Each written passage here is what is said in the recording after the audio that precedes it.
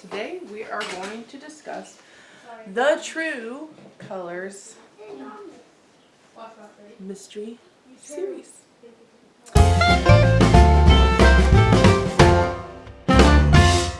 I have just finished all 12 books, and this is also going to be part of the 10 books that I'm trying to get rid of every single month.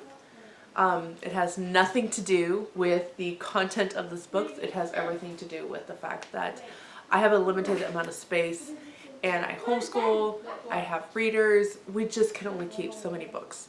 And if there is a possibility of us moving in the next 5 or 10 years, it's time to whittle down some of the ones that I have here, especially because so many really great ones are coming out every single month. Alright, so without further ado, let's talk about these books. I am going in no particular order. I'm just going to grab the first one off the stack, which happens to be one of the ones that I really wanted to talk about some of the controversies in. We'll just jump right in.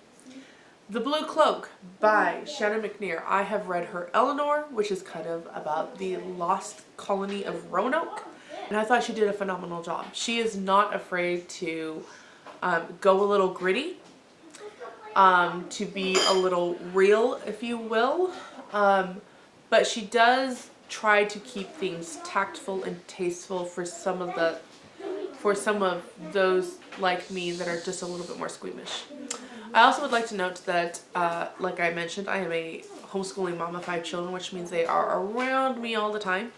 Also, I babysit extra kids on a day-to-day basis. We are in a 1,200-ish square foot home that is pretty open, so they're all a part of life here. It's just everybody's involved. So you're going to hear background noise. I know that's annoying, but it is what it is. So with this book, a little bit more about Shannon. Kind of like I said, she's a little bit nitty gritty. She took this blip that she found about first American serial killers. Now remember, even though we had colonies and colonials on American soil, it was not deemed the United States until after the Declaration of Independence. So this obviously takes place shortly after that. I think it's 1797, so it's before the 1800s. And so with that, sometimes I was kind of confused, but then I was like, okay, wait, think of the times.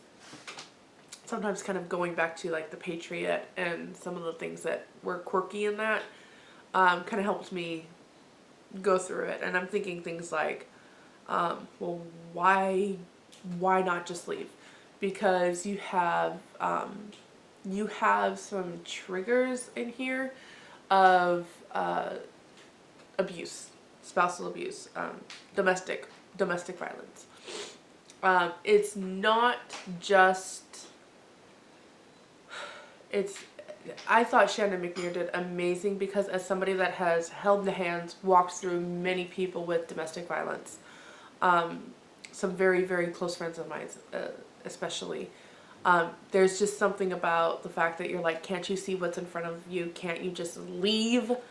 And they want to, but it's almost like they're stuck. And they're weaker if they do that, or something is wrong with them. She illustrated that so beautifully. So us on the outside looking in, it's just like, and kind of showing their personality of being so conflicted of, this is not right, we need to leave. Careful. This is not right, we need to leave, I need to leave, I need to get out of this is not safe, but feeling stuck. So she did that really well, and again, you're in the 1797, so it's not like women could just walk out of here. So you have the wife of these now serial killers. It was a very weird situation where they're not even sure if it was 2 brothers or 2 cousins that were together and had 3 women between them. It's kind of weird in that aspect. And then you do have, again, serial killers. You do have some infant death in here, and it can be, it was a gruesome way. So thankfully she turned it more onto the grief of the mother part, like what the mother was feeling, rather than so much details about the child. So I appreciated that. But whew, this one, and with most of, I should say, with most of the True Colors, you kind of know the main evil villain in it, like, and it's just kind of more figuring out how they're gonna get caught, who are the sidekicks part of this. So I think this was one of the ones that impacted me the most. Maybe not necessarily my favorite. Oh, I will have every single Goodreads review linked down below, and it's taken me over a year to get through all of these, so I don't have as many vivid recollections of things that maybe brought a star down or whatever, so check those out down below. But this one really impacted me. Next one is The Green Dress. I think it's one of the few that I gave a 5-star review to. It's one of those that you know the culprit, but you're still kind of nail biting, thinking, oh my goodness, please just open your eyes. Yeah, I can't remember anything about this. I remember vaguely a theological discussion. Man, what was it? I wish I could remember what it was about. I just remember thinking, yes, thank you. And you know, sometimes we have that, where finally someone makes a point that we really just want made. And when someone can put it into a great context, a great story, it drives that nail home. And I know that there's one in here. I just don't remember what it was, which is very unfortunate. I don't remember this one as much. I read it April 2021, so it's been a few months since then. But I gave that one 5 stars, so that says a lot. This one was one of the last ones that I read more recently. This one is kind of about the grave robbers that would basically dig up bodies that had died, and then I think they were selling their parts for like science, for, I don't know. It kind of makes me think of what I suspect Jack the Ripper was doing. I think Jack the Ripper actually was murdering specifically the women for specific parts, but it wasn't always women. So for body parts for science research. I think he was selling them on the black market. I think that's what Jack the Ripper was doing. Whereas these are grave robbers, and they are digging up the bodies and doing it. And this girl was actually thought dead, kind of wakes up on the table with the guy about ready to cut her open, kind of like, oh snap, okay, she knows about me, I'm going to kill her, and somebody kind of steps in and saves her. What I thought was really interesting about this is because it's written by Angie Dickin, and it almost had a Dickens feel to it. There was a character in here that you don't necessarily like, but he's one that's kind of rooting for her, and I think it's it reminds me of the guy in John Dice and John Dice that's irritating, and I don't remember the character's name. I'm sorry, not John Dice and John Dice, Bleak House. That is the lawyer, and he's kind of annoying, but he's also like in love with the woman, with the girl. I don't remember any names right now. He's annoying. He's not really a character that you like, but you can still see that he's trying, and we had a character like that in there. So I thought that was kind of a little bit fun with Angie Dickin writing a character that made me think of a Charles Dickens character. Alright, the next one I see is White City. This is about obviously the devil in the White City, the murderer that was a serial killer for the Chicago World's Fair. And I believe this is, her father is an inspector, and she kind of has this desire to be an investigator as well. So she's gonna, after she sees a woman being kidnapped, she is going to catch the culprit. kind of stop this from happening again. And her father's kind of leery about it. She has another investigator on the case that's, you know, kind of trying to protect her, maybe falling in love with her. He's not really sure.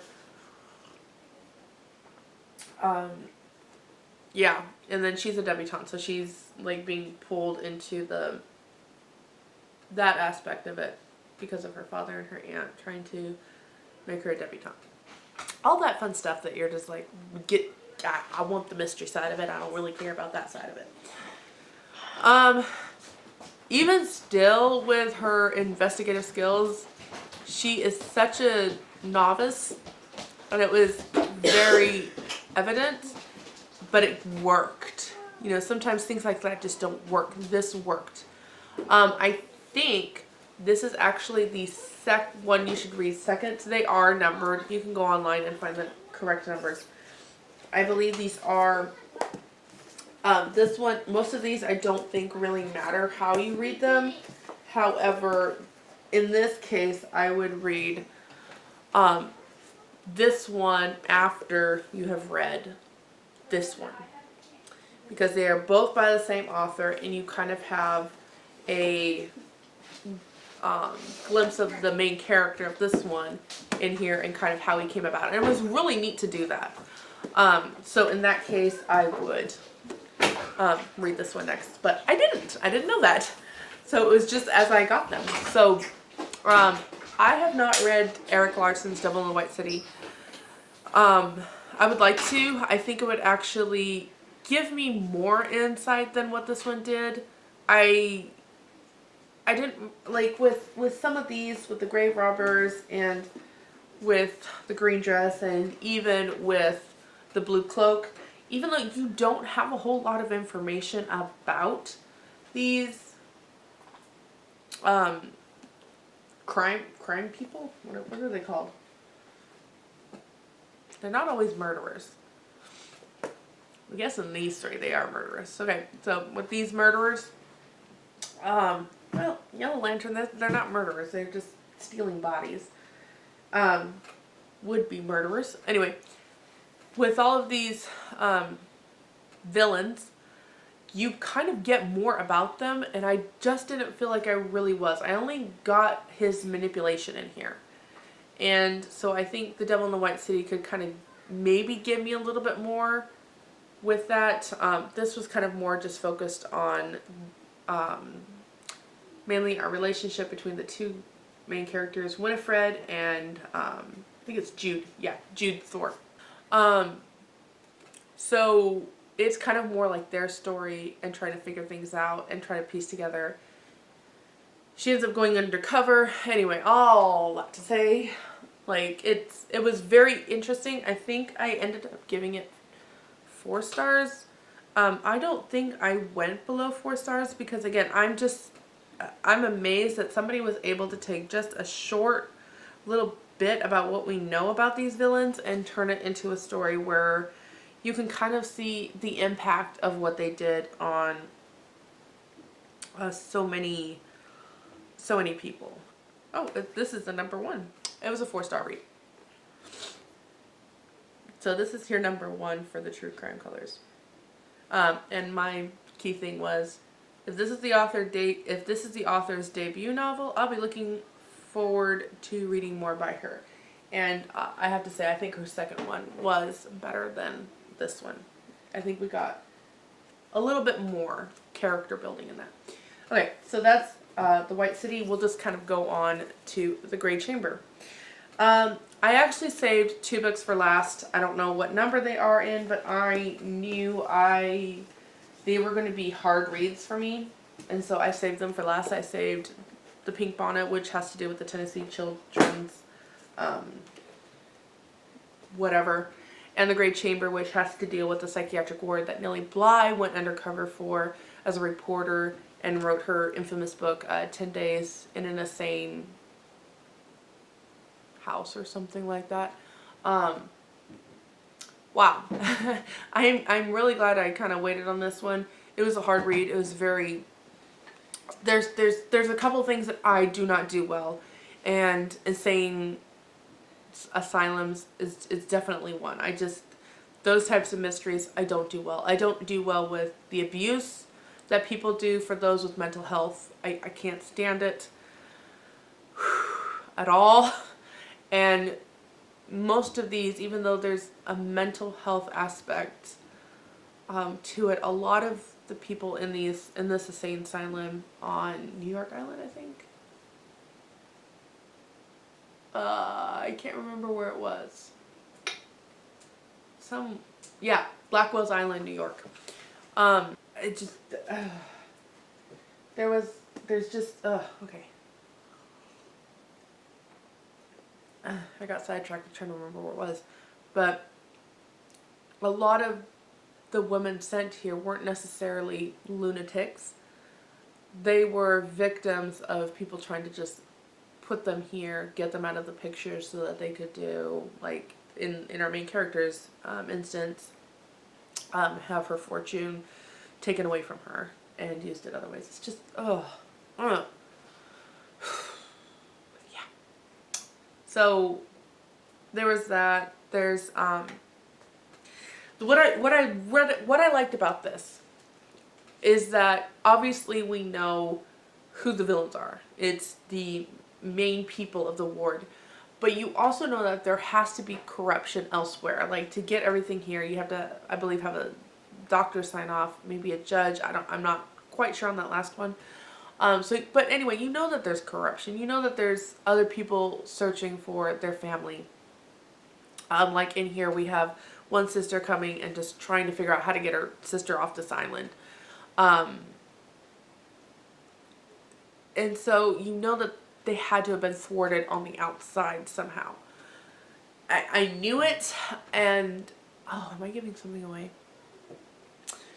Let me just say that there's a twist in here that I actually didn't see coming, and I kind of appreciated that. I don't know if it was something that was easily most people could get, but I was just so tense because of what I was reading that I missed it, or if the author just did that great of a job, because a lot of things I can predict when it comes to mystery. I'm like, I know that every single book out there has to have its climax and then your surprise element.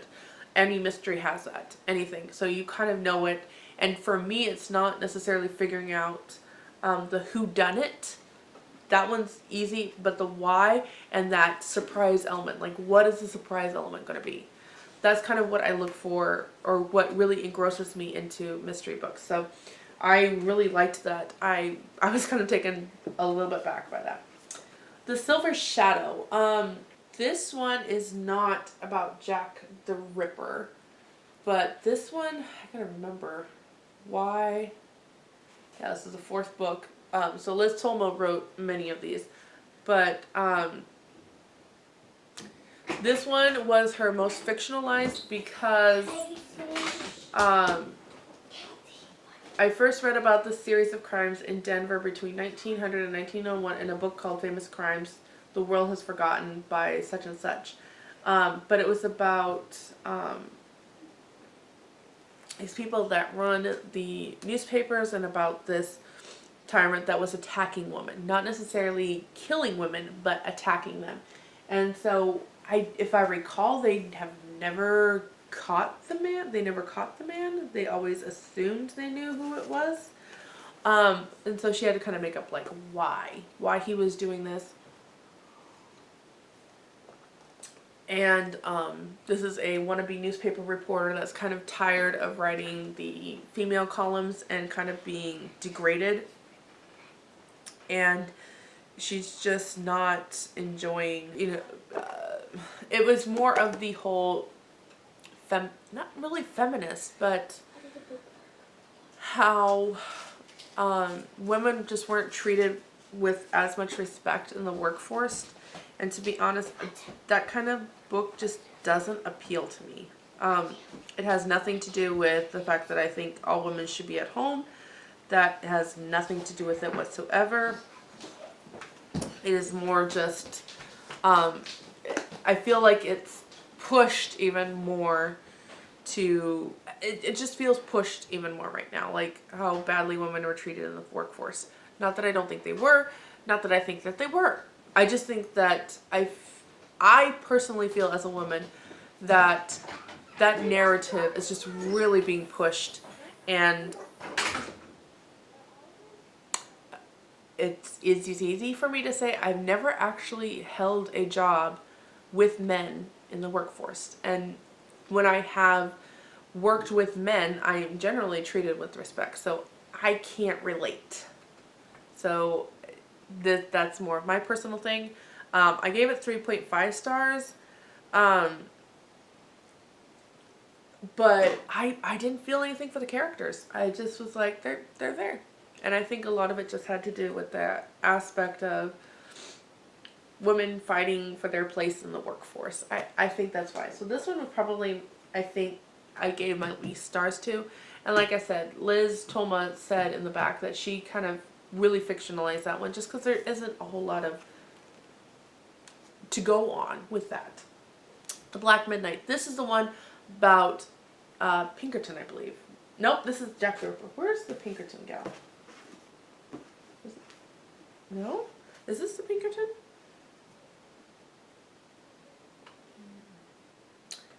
Yeah, okay, it is Pinkerton. Okay, so this is Jack the Ripper and Pinkerton kind of involved. So Queen Victoria calls upon her great niece? Nope.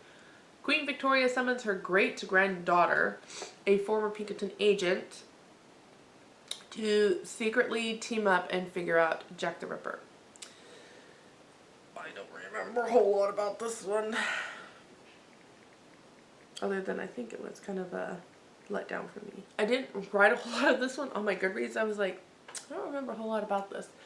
And I didn't really write a whole lot about this. So, and it was a 3-star read. It wasn't a 3.5 star like this one was. So, that's interesting. I think for me, I had I don't want to say an obsession. That's not really a fascination with Jack the Ripper in my teens. And even periodically, I kind of go back and look more. And actually, my theory on what Jack the Ripper was doing was more after reading this book and kind of researching more and kind of scratching my head like, well, wait a minute, what about? And again, we just have a bunch of theories out there.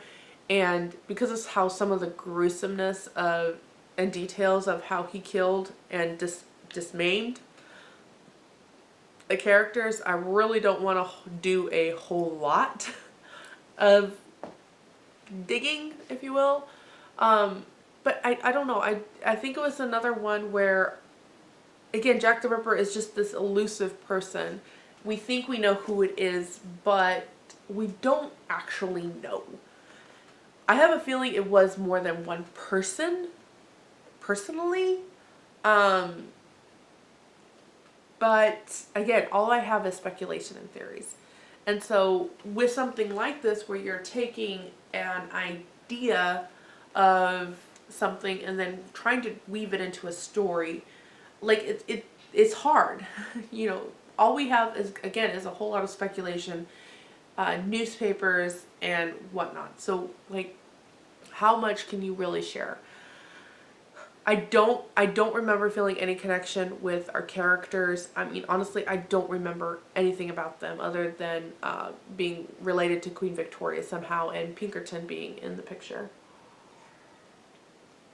I don't remember our guy. I don't remember the story. I don't remember much of anything, to be honest. So I don't think it made a huge impression on me. Could have been just the time that I read it. Yeah, this one I think was just a disappointment because I had hoped for more with Jack the Ripper. Again, as somebody that was really fascinated by it in my teens and then kind of periodically throughout the years, finding like a Christian telling of a story surrounding Jack the Ripper, I was really intrigued and was just kind of like, Alright, I'm going to go to the actually first true crime colors that I read, which was The Gold Digger by, Liz Tolma. I actually really enjoyed this one because this actually takes place in Indiana, which is where I'm from, or where I live. I'm not from Indiana, but where I live. And it was about this woman that basically called for mail order husbands and they keep disappearing. And so I think this was one of those difficult reads only because you have two sisters, and the one sister is just trying to, she's almost in denial about her other sister possibly offing these men. And I believe the guy that comes on the picture is looking for his cousin who was going to go be a prospect for this woman and then disappeared. And where's his money? Why his family is missing him? What is going on? And he's kind of suspicious of our main character's sister. Like, why does she keep getting men? Why do they keep disappearing? What's going on? And so I think this one kind of sticks with me the most just because it was the first one I read. I loved just seeing, again, that struggle of something is not right. Like, you know it. You have this niggling piece in your mind that's saying something is not right. And then this other side of loyalty to your sister of she's done everything for me. She takes care of me. She would never do this.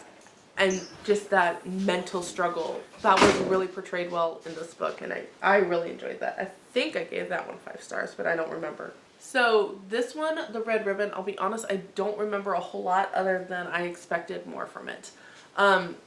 This is kind of a book about a feud that had been going on and then kind of blew up. You know, throughout the whole book, I'm waiting for this blow up, but it's not as early into the story as I expected. For this one, it doesn't look like I wrote a review on Goodreads. I was like, oh, let me go check and see. I gave it 4 stars. That's all I really have on there. I don't actually have a review. However, Shatona Havoc wrote a phenomenal review. I was kind of going through and I'm like, oh yeah, yeah. Oh yeah, yeah. And so that may be helpful. So I'll leave that one linked down below for you. It's Pepper Basham. And for those that don't know, Pepper Basham loves passionate scenes. They're not smutty, but they are passionate. And I tend to skim over those because I'm a plain Jane kind of gal. So it's just not something I really enjoy. I don't watch intently other people kissing and swapping spit, as my mom would say. Not my thing. Not my thing at all. So if you know that kind of thing, there you go. Pepper Basham loves to put it in her books.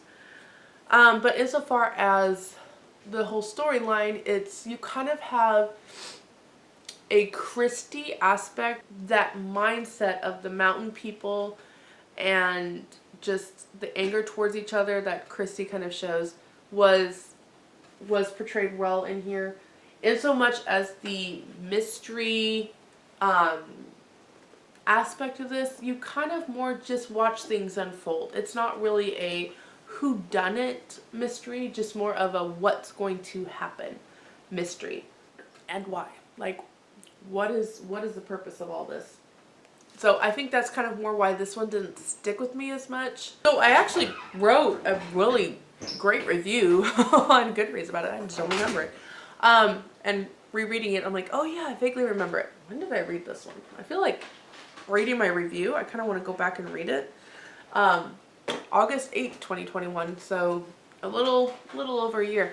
So there is a serial killer in here, but also a counterfeit, and one guy is trying to catch this guy, but also warn a girl that her intended may be not a nice person. I honestly don't remember a whole lot to really share with you about this, other than I'm reading my review and I'm like, wow, I want to read that book. Well, that's kind of that's kind of telling in multiple ways. So this one I might have to just reread. I'm not sure. I'm very sorry I can't tell you much more about it, but looking at the time of how long this video is, maybe that's great. Okay, I have 2 books left to tell you about, and these ones are a little bit harder. So let's just get started on them. The Purple Nightgown. Whew. Okay.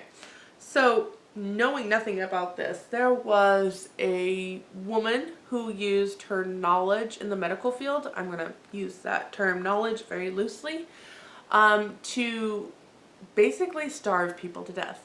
So was she an intentional murderer? Debatable. Many died at her hands. But an actual deliberate I'm gonna go and wipe the world. No. So our main character suffers through horrific migraines, so I could relate a little bit to that, and they were debilitating, and she's just looking for relief anywhere. So much so that she is willing to go into this extreme health spa place where basically she's going to starve her body of all its toxins and, not get food, anything, and basically rebuild her system. As somebody who is married to someone who has clinical depression, he has things that relate to the whole body, where the whole body basically is just attacking itself. It's not just clinical depression for him.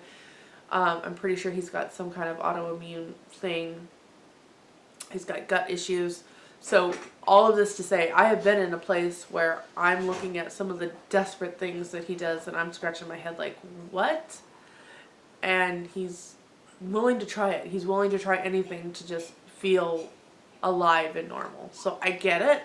And it's what makes me so angry at the people that will take advantage of things like that. It's just, ugh. Yeah. So, in this place, yeah. I can't stand abuse of anything. Whether it's a manipulative kind, whether it's a physical kind, whether it's both, whether it's just emotional. And this woman kind of felt all three. So this one, I just had a lot of anger towards, not necessarily our main characters, but kind of because I'm just like, you're an idiot. But I sympathize with you because I've been in the situation of wanting that person to see just how much they're damaging themselves by doing this. So I think this one was just such an emotional read for me because I got to see outside in the book, and I get to do that in life. And so it probably just really touched me more than anything. Yeah, that one was a hard read. And then this one was a hard read.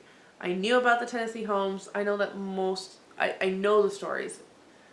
I'm not sure what I can tell that's not going to give it away, other than like, if you kind of understand the outcome of what this Tennessee home did. It's Tennessee's Children's Home Society. They would kidnap children and basically sell them. And so our main character comes home to find that her neighbor has helped her in her circumstances of being a widow, trying to care for a child, trying to raise up a child during the Great Depression. And she basically called the children's home and gave the child so that the child would have a better life and the mother could move on and do what she needed to do. And whew, okay, need to cool down a bit. People like that just, yeah, they know best. They know best. And yes, I have some of those in my life. Okay, moving on. So the story is basically about her trying to get her child back, and then in so doing, uncovering more and more corruption. What I liked about this book, Liz Tolsma, I think, did a phenomenal job, is you actually have a character that's working with them. But he doesn't necessarily know it, but then he starts figuring out, and then he's conflicted between what he wants in the end and what he knows is right. And like, there is this struggle back and forth between it. And I loved that. I loved seeing that. I thought that was really well done. Because again, you have a character that isn't this hero that sweeps in and fixes everything on the outside coming in. No, he's in there. And he has this assumption of things. And I thought it was beautiful. It was a very hard read, but it was well done. And just, you're just wanting justice. You're just wanting justice. Almost in all of these books. When you're reading them, you just are like, I need justice. I need justice. I need justice for the people that were tormented physically, emotionally, mentally. When I can't imagine what they had to recover from. All these things, you want restitution. and I know that it's not always possible. So, whew, I got through the stack. I hope it was a very enjoyable review for you. Go ahead and check them out. Please do. Again, I will leave down below in the description box all of the links to any Goodreads reviews that I may have, or some that I thought did it really well from what I remember. I will also leave links if you want to check them out on Amazon, but don't forget to check your local libraries. Ask your local libraries to get them in. It's one way that these books, especially a series like this, multiple authors contributing, can kind of, you can find new authors that way and things like that. And don't forget places like thrift books and things like that to find secondhand books and save a little bit of money that way. Alright, that's going to be the wrap up for this series review and for October's 10 books that I'm getting rid of in the month. So I have a friend that these are going to, and she purchased them, and I was really thankful because then I had a little bit of grocery money for this month. So I will catch you in the next video, but until next time, have another cup of coffee and read another chapter.